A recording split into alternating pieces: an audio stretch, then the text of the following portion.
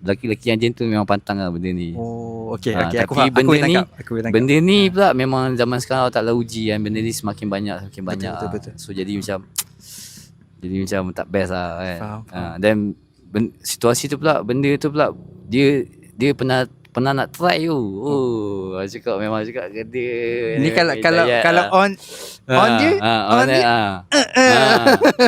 Hidayat. Okey. Berapa tahun dengan Tok Mel? Tak lama, berapa bulan je. Tapi yang dia dapat kerja kat tower tu kerja kat tower. Dia sistem commission dia sama dengan Pak Dini tak? Tak lain. Tak. Dia ada personal, dia ada group. Oh. Dia ada personal, dia ada group. Best tak? Maksudnya pendapatan kat sana tu? Actually sebenarnya Pak Dini lagi best. Pak Dini sebab dia basic tak tinggi tapi commission, dia benefit dia commission.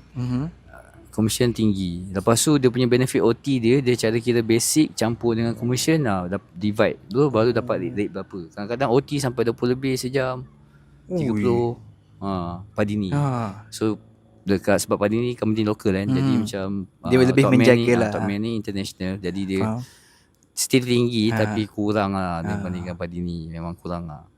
Okay. Lagi satu sebab aku tak pernah masuk bidang retail. Orang cakap bidang retail ni satu je dia nak kena tahan selain daripada tahan maki dengan customer lah. Kaki.